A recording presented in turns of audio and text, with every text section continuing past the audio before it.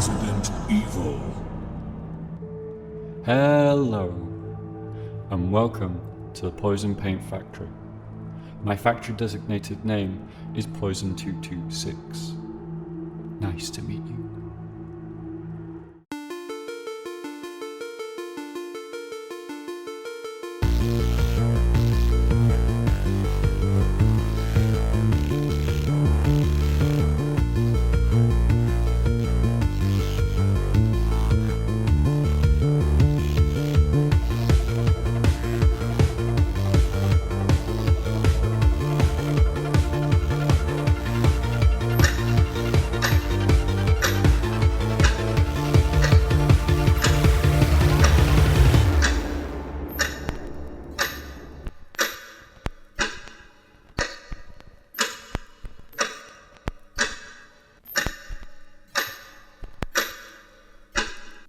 So this is the model we're painting today.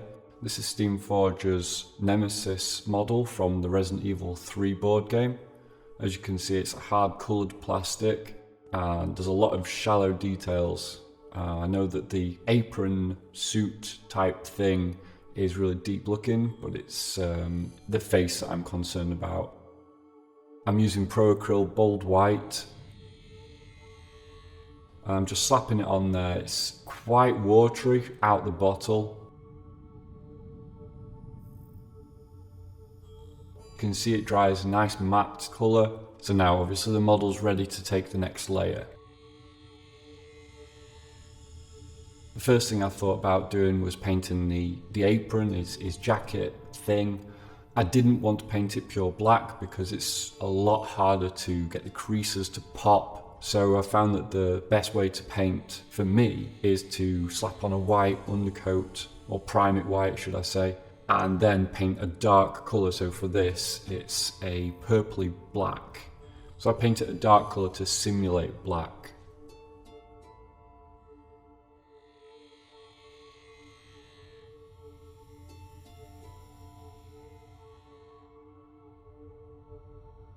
Doors.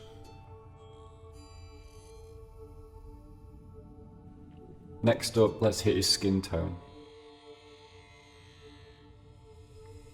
So I take this mid-brown and I'm going to basically go over his face, his hands, his neck, everywhere else is covered. And I watered it down quite a lot because, like I said earlier, the details are very, very shallow and I was scared to lose anything. Like there's staples in his head, his teeth, his eye, even to some degree his fingers, because I know a lot of people who watch these videos enjoy Games Workshop models and their heroic scale with bigger heads, bigger hands, more defined features. With these they're a bit more realistic scale. Looks like he's gone on a nice holiday, he's very tanned here.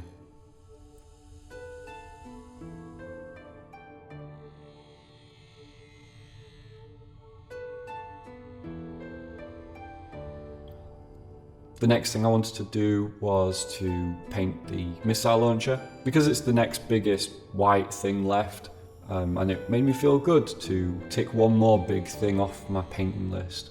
So again, it's very, very thin, but I go over it 2 or 3 layers just to make sure it's covered nicely.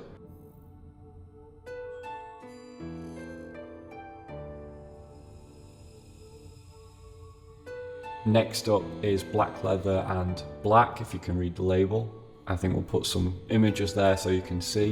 And what I do is I mix them about equal and water it down quite a lot so that it's more like coloured water.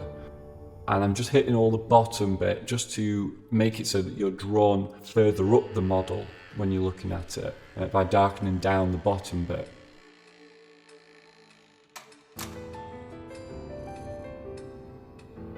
Next I'm blacklining,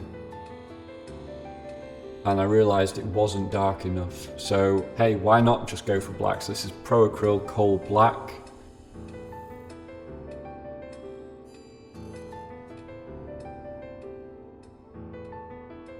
And I'm going back and I'm just going over all the details where you would find shadows. This is the beauty of the first colour not being pure black.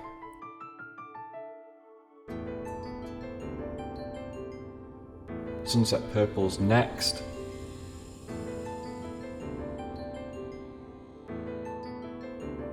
This is for the tentacles and all the little fleshy bits, if I can keep them in focus.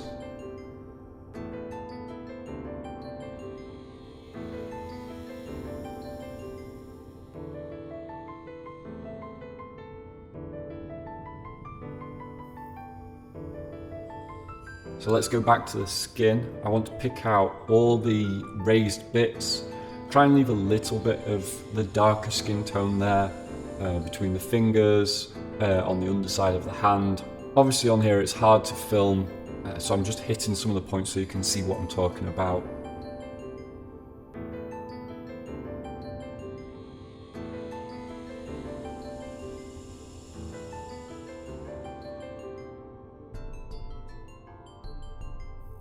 This was the bit I was looking forward to, the red bit around his mouth and the shoulder bit where the muscle's exposed. I left the purple in there because I wanted it to be shadowed by purple. Again, like with the black, to have purple shadows, it makes things look more interesting, it makes them pop more. Like if you saw my spawn video, it's better to do shadows with colours other than black. Keeps them more interesting. After looking at some source images of Nemesis, I realised that the green I'd used for the missile launcher wasn't quite right. So I took the next green, well the green I'm using here, and watered it down, and I just tried to just tap at it, leave some of the undercoat there, but just to brighten up some of the highest points.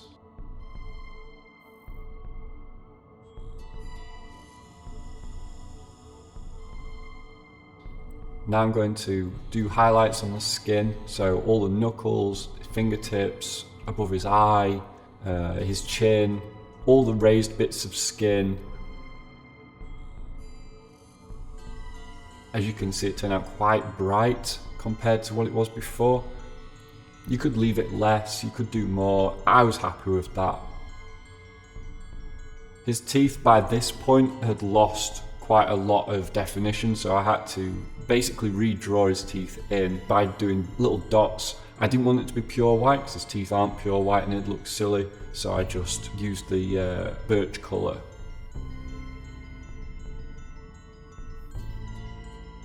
I went over all of the red bits where his muscles coming through and his mouth because it wasn't bright enough, but I couldn't do that on camera. It was getting quite difficult.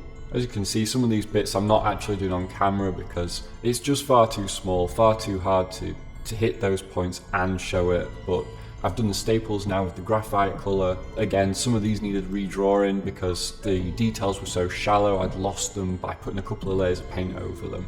Also to bear in mind, which you can't see on the video, is I painted the staples black first and left a little bit of that black showing. It gives that illusion of depth. I go back to the tentacles and I hit them all with a pink on the highest points, keeping the purple underneath. Again, it's to simulate where light is hitting. This is the colour that I wanted the tentacles to read as, quite a bright pink, because if you look at the artwork, his tentacles are quite a bright pink.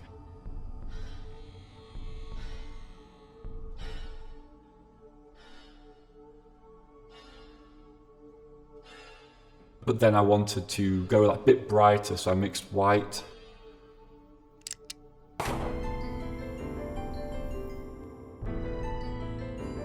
Leaving some purple showing, so it looks like it's going into the flesh and shadowy and maybe irritated.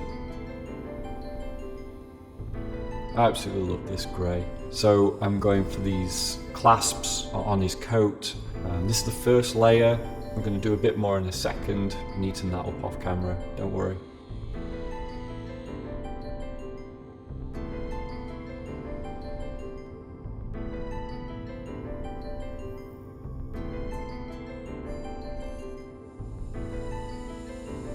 So we're going to hit it in like an L shape, so get the side and get the top. That's where the light's going to hit.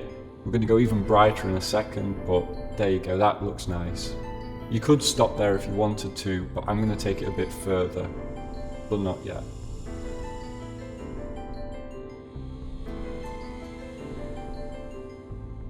Now this is what I'm talking about.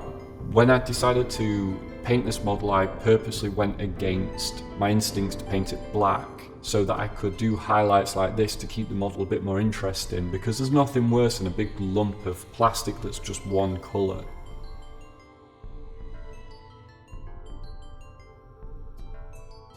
Here I'm going for a second highlight of this deep red colour. It's an absolutely beautiful colour. I actually got the idea to paint models with red highlights instead of like greys or whites from a movie. I'm not going to tell you what movie it is here, you're going to have to keep watching to find out. But I really like that kind of thing where you don't just highlight it with the obvious colours. Kind of like 50s and 60s movie posters. Be experimental.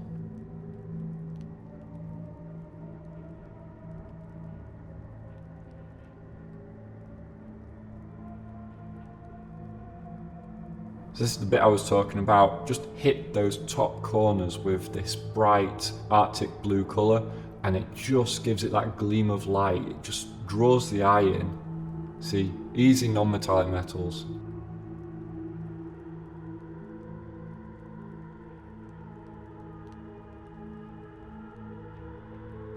Going back to red leather again, and we're going to just do a bit of battle damage on the missile launcher here. It just looked too clean for me. I imagine that this guy doesn't really take care of his weapons and he just throws it about a bit. Water it down a little bit, don't use it straight out the bottle.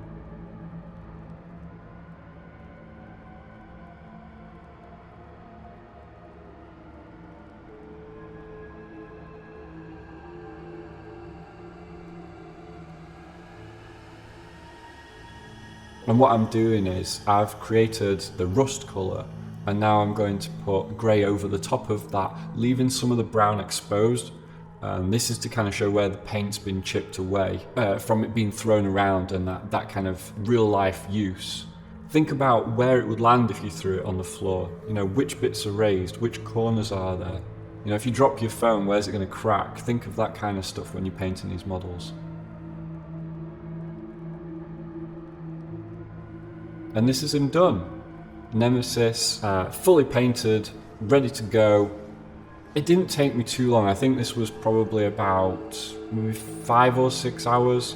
You could probably do it a lot quicker if you just hit it with a black for the main colour and a bit of flesh. But I really like to take my time with these kind of models, especially a boss, something that you want to be afraid of on the board. I love this model. There's a lot of great details on there. Even though it looks very simple, there's a lot of raised bits that you can pick out. There's a lot of stuff that you can really play with. My biggest issue is the shallow details, and I think that's inevitable for something of this kind of size.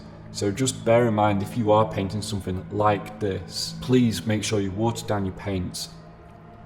But I hope that you've enjoyed this video, and I hope that you've maybe learned a little bit about how to paint. I know that, again, to reiterate from my last video, I'm not a tutorial channel, but like I said, I hope you enjoyed this. I hope that it's been informative if you do want to paint your own. I know I had a blast, and yeah, I think that'll do it. And so, with all that said, thank you for your time. I wish you a good day and many more besides. Yours, forever in horror, 226.